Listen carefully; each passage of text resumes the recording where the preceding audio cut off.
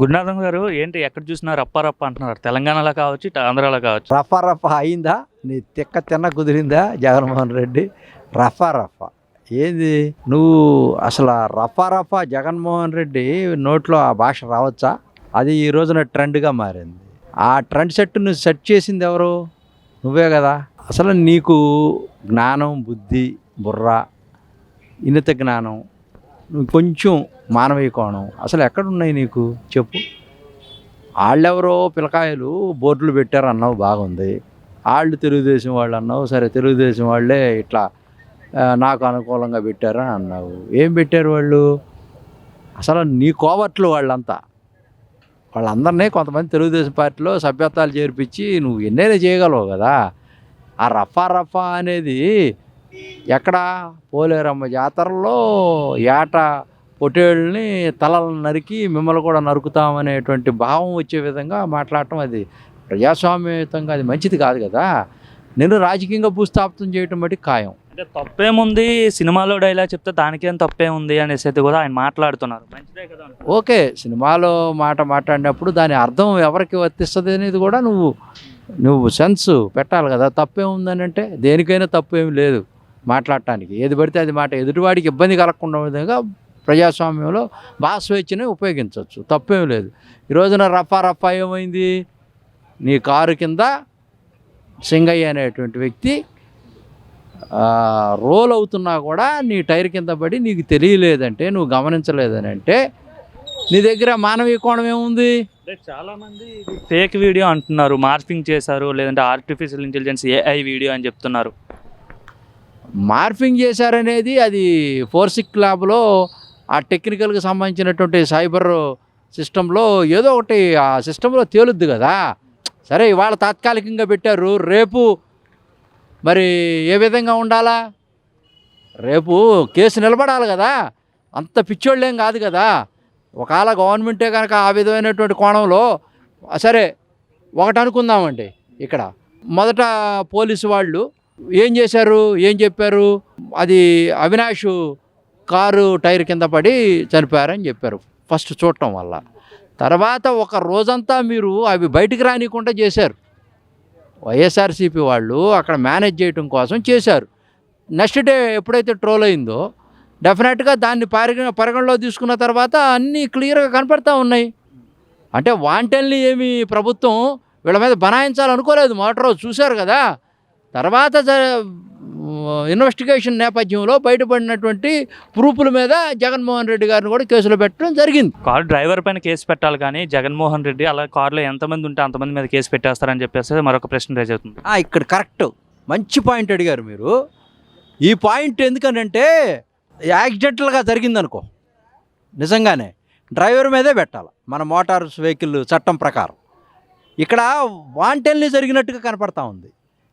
మిమ్మల్ని ఆపమన్నారు జనం వచ్చి, కింద పడిపోయాడని తెలుసు, రోడ్డు పక్కన పడేశాడని తెలుసు, మానవీయ కోణంలో మీరు దిగి పలకరించలేదని కూడా తెలుసు. అటువంటిప్పుడు మీరు ఇదంతా కూడా ఒక ప్రీ ప్లాన్డ్గా మానవీయ కోణం లేకుండా, మానవత్వం లేకుండా, ఎక్కడో 5 సంవత్సరాలు 6 సంవత్సరాల క్రితం జరిగినటువంటి ఇన్సిడెంట్లో చనిపోయి ఉంటే వాళ్ళని నాగమల్లేశ్వరరావు వాళ్ళ ఫ్యామిలీలు పలకరించడానికి వెళ్ళినటువంటి నేపథ్యం ఉన్న అంత మానవీయ కోణం ఉన్నటువంటి నీకు, నీ కార్యకర్త నీ కారు కింద పడిపోయి ఎట్లయినా సరే చనిపోయి ఉంటే పలకరించలేని పరిస్థితుల్లో, ఇంకోళ్ళేమో అంబులెన్స్లో పోతూ ఉంటే వాళ్ళకి దారి ఇవ్వకపోవటం వల్ల, వాళ్ళు కూడా సరైన సమయానికి వెళ్ళపోవటం వల్ల కుర్రవాడు అతను కూడా చనిపోయినటువంటి నేపథ్యం. ఇంకోళ్ళు వైఎస్ఆర్ పార్టీ సంబంధించినటువంటి వ్యక్తి ఎవరో రెడ్డి గారు, అతను కూడా దెబ్బలతో కింద పడిపోయినటువంటి నేపథ్యం. ఇటువంటి నేపథ్యాలన్నీ చూసిన తర్వాత ప్రభుత్వానికి ఏమనిపిస్తుంది?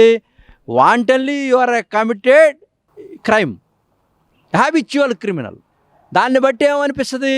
చట్టంలో కొన్ని అంశాలను పరిగణలో తీసుకొని మీరు బనాయించాల్సిందే, తప్పకుండా నాన్ బెయిలబుల్ కేసులు బనాయించాల్సిందే. అంటే జగన్మోహన్ రెడ్డికి అతను చనిపోయినట్టుగా, అంటే కారు కింద పడినట్టు తెలియదు అంటారా? లేకపోతే ఏంటి, ఎందుకు ఆయన కారు దిగలేదు, లేదంటే ఆ పరిస్థితుల్లో కారు ఆపేసి ఆయన హాస్పిటల్ పంపించింది కాబట్టి ఇట్లా చేయకపోవడానికి గల కారణం ఏంటంటారు?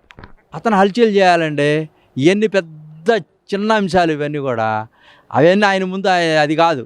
ఆయన ఒక ఏది యుద్ధానికి వెళ్తున్నట్టుగా, దండయాత్ర చేస్తున్నట్టుగా నేను చాలా పెద్ద నాయకుడిని, ప్రభుత్వాన్ని భయపెట్టే విధంగా మాసును గ్యాదర్ చేసుకొని నాకు ఇంకా మాసులో క్రేజ్ తగ్గలేదని చెప్పి ప్రభుత్వం విధించినటువంటి షరతులకు లోబడి పోలీసులు విధించిన షరతులకు లోబడి 3 కార్లు 100 మందితో వెళ్ళమనంటే దాన్ని ధిక్కార స్వరంతో వ్యతిరేకించడం వల్ల ఈ రోజున చట్టం తన పని తాను చేసుకొని వెళ్తుంది. ఇక్కడ జనం గమనించట్లా. ప్రెస్ మీట్ పెట్టి మాట్లాడుతూ అంటే ఏదైతే ఆ సత్తెనపల్లి తర్వాత మాట్లాడుతూ నా సభ ఆపాలని చూశారు నా టూర్ని, కానీ ఎంత సక్సెస్ అయిందో మీకే బాగా తెలుసు అని చెప్పి కూడా ఆయన మాట్లాడాడు. అతను సభ ఆపాల్సిన ప్రజాస్వామ్యం ఏముందండి? ఇప్పుడు నువ్వు ఆపావు యువకాలంలో, నారా లోకేష్ గారు స్టూల్ వేసుకొని మాట్లాడతానంటే స్టూల్ లాక్కెళ్ళావు పోలీసులతో అక్కడ కుప్పంలో. అదే వేదిక పెట్టుకుంటే వేదిక మీద మాట్లాడినావు. అసలు యువకాలం మధ్యలో ఆపిచ్చేసావు, వాళ్ళని అరెస్ట్ చేయడం కోసం చూసావు, నానా యాగి చేసావు. యాగి చేసింది నువ్వు జగన్మోహన్ రెడ్డి గారు.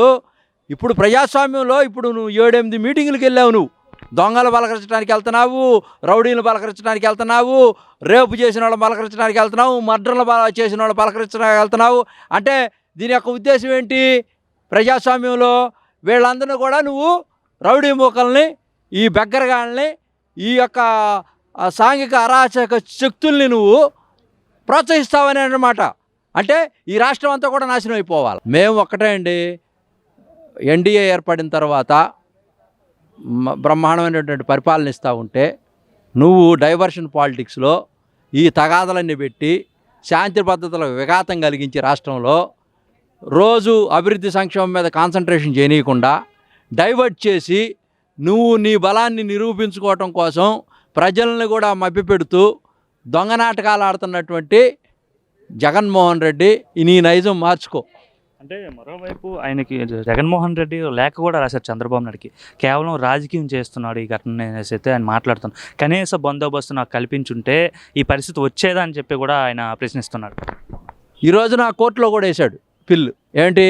నాకు అసలు కల్పించట్లేదు భద్రత అని. జెడ్ కేటగిరీ ఉంది, ఆయనకి 67 మంది పోలీసులు ఉంటారు. జెడ్ కేటగిరీలో ఉన్నప్పుడు నువ్వు చుట్టూ రోప్ నువ్వే పెట్టుకోవచ్చు, నువ్వే అన్నీ చేసుకోవచ్చు. పోలీసుల మీద బ్లేమ్ చేయటం కోసం ఇవన్నీ జరిగినాయని కావాలని ఇన్సిడెంట్గా చేసి సింగయ్య అనేవాడు చనిపోయినప్పుడు కూడా పోలీసు వైఫల్యం ఉంది, నన్ను హతమార్చడం కోసం స్టేట్ గవర్నమెంటు నాకు సెక్యూరిటీ పంపించట్లేదంది. అతను ఇప్పటికి 6 చోట్లకి వెళ్ళాడు. ఎక్కడికి వెళ్ళాడు? అనంతపురంలో వెళ్ళినప్పుడు హెలికాప్టర్ మీద జనాలు పడి ఆ హెలికాప్టర్ని డిస్మాండిల్ చేస్తే అతను హెలికాప్టర్ ఎక్కకుండా కారులో పోయి, అంటే ఇవన్నీ ఎందుకు ఇండికేషన్స్ అంటే రాష్ట్ర ప్రభుత్వం మీద శాంతి భద్రతలు ఫెయిల్ అయిపోయినాయి, నాకు సెక్యూరిటీ ఇవ్వాలనడం కోసం, ఎవిడెన్స్ కోసం ఇవన్నీ క్రియేట్ చేస్తున్నాడు ఈ జనాలంతా తోలుకొచ్చి. అక్కడి నుంచి ఎక్కడికి వెళ్ళాడు? నెల్లూరు వెళ్ళాడు. అక్కడి నుంచి ఎక్కడికి వెళ్ళాడు? తెనాలి వచ్చాడు. అక్కడి నుంచి ఎక్కడికి వెళ్ళాడు? పొగాకు బ్యారన్లు అని చెప్పి పొదిలి వెళ్ళాడు. అక్కడి నుంచి ఎక్కడికి వచ్చాడు? పల్నాడు వెళ్ళాడు, సత్తెనపల్లి. అక్కడి నుంచి రేపు వెళ్ళిపోతా ఉన్నాడు ఎక్కడికో ప్రయాణం. ఇప్పుడు ఈ విధంగా 7-8 చోట్ల దాదాపుగా 600 మంది, 1000 మంది, దాదాపుగా 250 మంది, ఒక్కో చోట పోలీసులు మొత్తం కూడా పూర్తిగా చంద్రబాబు నాయుడు గారికి కూడా అంత సెక్యూరిటీ ఇవ్వాల ఆ గవర్నమెంట్లో, వైఎస్ఆర్సీపీలో. ఇప్పుడు ఇచ్చినటువంటి గణాంకాలను మొత్తం తీస్తే బ్రహ్మాండమైనటువంటి సెక్యూరిటీ ఇచ్చారు. కాకపోతే మసిబూసి మారేడుకాయ చేసి చెట్టు పేరు చెప్పి కాయలు అమ్ముకుంటున్నటువంటి జగన్మోహన్ రెడ్డి కేవలం భూతద్దంలో చూపించి ప్రభుత్వం, పోలీస్ వ్యవస్థ మొత్తం కూడా నిర్వీర్యమైపోయిందని ఒక ట్రెండ్ సెట్ని క్రియేట్ చేయడం కోసం ఈ మెకానిజాన్ని మొత్తం కూడా ఆపరేషన్ చేస్తూ ఉన్నాడు. ఇది చాలా తెలివిగా, పాజిటివ్గా వైబ్రేషన్స్ ఇచ్చి ప్రజల్లోకి తీసుకెళ్ళి ప్రభుత్వం మీద నెగిటివ్గా తీసుకెళ్ళి ఇతను చాలా మంచివాడని చెప్పడం కోసం చెప్పినట్టు చెప్పక ఇవన్నీ చేస్తూ ఉన్నాడు. ఆయన పదవుల కోసం తను అన్యాక్రాంతం అయిపోయి పదవులకి కోసం కాళ్ళ మీద పడి జీవితం మొత్తం కూడా పదవే పరమావధిగా ప్రజల యొక్క సంక్షేమ అభివృద్ధి కార్యక్రమాలు కాకుండా చంద్రబాబు నాయుడు గారిని అడ్డుకొని, కూటాన్ని అడ్డుకొని చెడ్డ పేరు తెచ్చే విధంగా ప్రయత్నాలు చేస్తున్నాడే తప్పించి దీంట్లో డొల్లతనం ఉంది, దీంట్లో రాజకీయ కోణం ఉంది. దీంట్లో నువ్వు ఓదార్పు యాత్రలు చేస్తున్నావు చూసావా? మీ తండ్రి గారు చనిపోయిన మరుసటి రోజు నుంచే నువ్వు ఓదార్పు యాత్రలు స్టార్ట్ చేసావు. అసలు నీ రాజకీయ నేపథ్యమే శవాల మీద నుంచి స్టార్ట్ అయింది. శవ రాజకీయాలు చేయడంలో మనగాడివి నువ్వు. ఇప్పుడు సింగయ్యని అడ్డం పెట్టుకొని కూడా నిన్ను సెల్ఫ్ గోల్ వేసుకుంటున్నావు.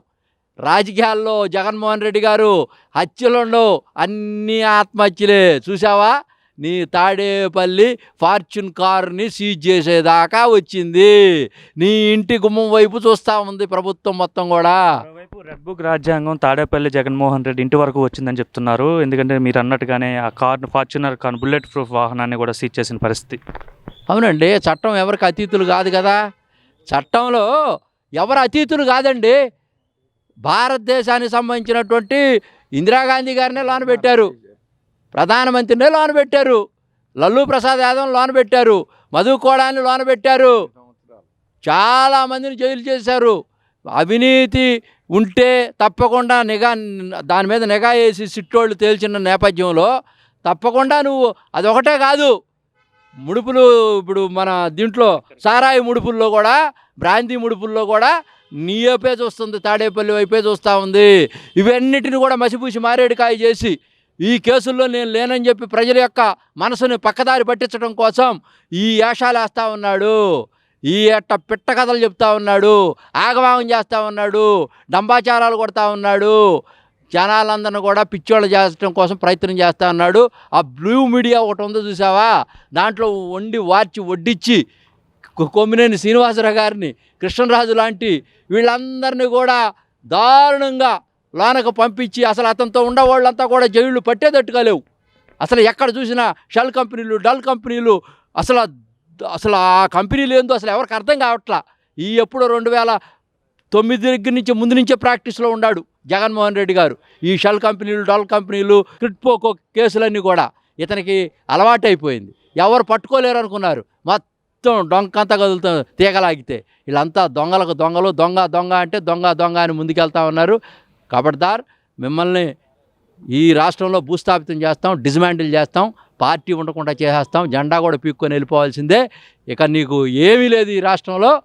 జగన్మోహన్ రెడ్డి రెడీగా ఉండు, జైలుకి వెళ్ళటానికి సిద్ధం. అంటే జూపూడి ప్రభాకర్ కూడా మాట్లాడుతున్నారు, జగన్మోహన్ రెడ్డిని చూసి ఎట్లా అలా ఇబ్బందులు పెట్టాల్సి వస్తుంది, కనీసం ఆ ముఖం చూస్తే 6 గంటలైనా పడుకొని ఉంటాడా, ఒక్క రాత్రి అయినా సరే ప్రశాంతంగా అని చెప్పేస్తే జూపూడి ప్రభాకర్ అంటారు. ఆయన ముఖ్యమంత్రిగా చేశాడండి, ఆయనకి రాజకాంక్ష ఉంది, అన్నీ అనుభవిస్తున్నాడు. కొన్ని కావాలన్నప్పుడు కొన్ని వదులుకోవాల్సిందే.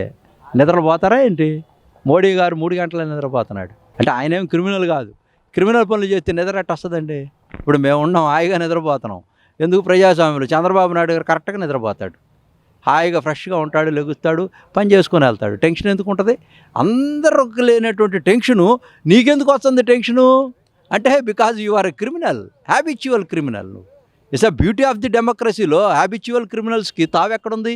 నీ మీద ఇంకోటి కూడా, అసలు మీ అందరి మీద కేడీ షీట్లు పెట్టాలా, రౌడీ షీట్లు పెట్టాలా, సస్పెక్ట్ షీట్లు పెట్టాలా, అసలు చాలా పెట్టాలా. మీరు సమాజానికి సహేతుకరమైనటువంటి పద్ధతుల్లో మీరు సపోర్ట్ చేయకుండా ప్రజా జీవితంలో చేయట్లేదు. మీరు రౌడీజం చేసి పరిపాలన చేయాలనుకుంటున్నారు, భయభ్రాంతులు చేయాలనుకుంటున్నారు, అన్ని వ్యవస్థల్ని మీ చేతిలోకి తీసుకోవాలనుకుంటున్నారు, నియంత పాలన చేయాలనుకుంటున్నారు. ఇదంతా కరెక్ట్ కాదు. జగన్మోహన్ రెడ్డి గారు, ఖబర్దార్, నువ్వు రెడీగా ఉండు, జైలుకి వెళ్ళటానికి సిద్ధంగా ఉండు. ఎన్ని ముసల కన్నీరు గార్చినా కూడా చివరికి నీకు మిగిలేది ఏమీ లేదు. నీ పార్టీ మొత్తం కూడా పీక్కొని వెళ్ళిపోవడం ఖాయం. అక్కడ నీకు కార్యకర్తలు ఎవరు ఉండరు. జూపూడి ప్రభాకర్ రావు గారు, ఆయన మంచి విఘ్నత కలిగిన వాడు, విశ్లేషకుడు, బాగా చేస్తాడు. కానీ అతను ఒక సింపతి మేనర్లో అది మాట్లాడుతూ ఉన్నాడు. ఆ సింపతి ఇక్కడ కుదరదు. జగన్మోహన్ రెడ్డి మీద సింపతే లేదని కూడా రాష్ట్ర ప్రజల మొత్తానికి కూడా తెలిసిపోయింది.